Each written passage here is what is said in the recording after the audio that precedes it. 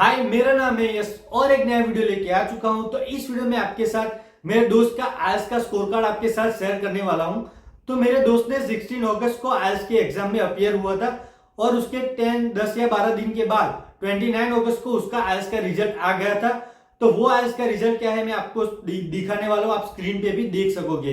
तो उसके लिस्टिंग में आए थे 7 बैंड, रीडिंग में थे उसके 6, स्पीकिंग में भी उसके थे 6 बैंड, बट अनफॉर्चुनेटली राइटिंग में उसके आए थे 5.5।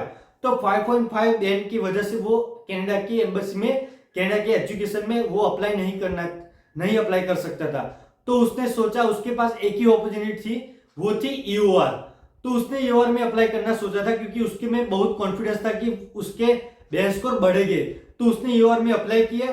तो ईओआर में आपको चारों मॉड्यूल में अप्लाई करना है, क्योंकि अगर आप एक मॉड्यूल में करोगे, 2 मॉड्यूल में करोगे या 3 मॉड्यूल में, आपकी फीस एक ही लगने वाली है। तो आपको चारों मॉड्यूल में ईओआर में अप्लाई करना है, इस चीज का ध्यान रखना है। और आपको लिसनिंग और रीडिंग में ईओआर में अगर आपके बैंड स्कोर लिसनिंग और रीडिंग में कम है तो आपको लिसनिंग और रीडिंग में ईओआर में नहीं अप्लाई करना है, क्योंकि उसके बैंड स्कोर बढ़ने के चांसेस बहुत ही कम है।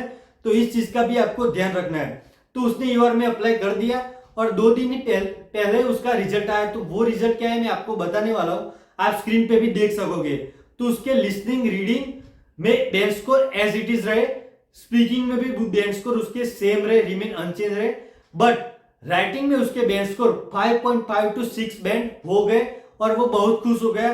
बट मैं आपको एक बात बताने वाला हूं कि आईएलटीएस का स्कोर कार्ड, आपका आईएलटीएस का result examiner to examiner differ करता है, क्योंकि एक एग्जामिनर ने जिसने 5.5 दिए, बट दूसरे एग्जामिनर ने ईओआर के बाद उसके बैंड स्कोर 0.5 से बढ़ गए और 6 बैंड हो गए।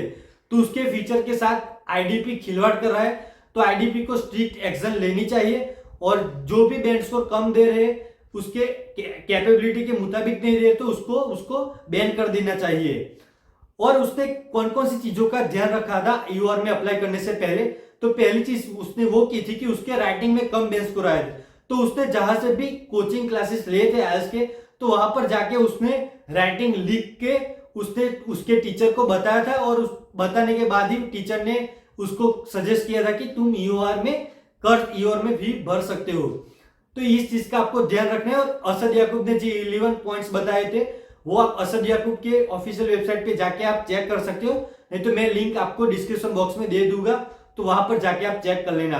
अभी ईओआर की फीस मैं आपको बता देता हूं। तो ईओआर की फीस है 11,625 रुपीज। और आपका बैंड स्कोर अगर बढ़े तो अब मैं आपको ईओआर की फीस बता देता हूं। तो ईओआर की फीस है 11,625 रुपीज। और अगर आप एक मॉड्यूल में करोगे, 4 मॉड्यूल में फीस सेम ही लगने वाली है, तो आप चारों मॉड्यूल में अप्लाई कर देना ईओआर में। और अगर आपका बैंड स्कोर इंक्रीज होता है तो ही आपका रिफंड आएगा, तो ही आपके पैसे वापस आएंगे। तो आपको इस चीज का ध्यान रखना है कि अगर आप कॉन्फिडेंस हो तो ही आप ईओआर में अप्लाई कीजिए। तो अगर मेरा वीडियो अच्छा लगा हो तो प्लीज मेरे वीडियो को लाइक शेयर और सब्सक्राइब करना मत भूलना, और ये सारी चीजों को आपको ध्यान रखना है।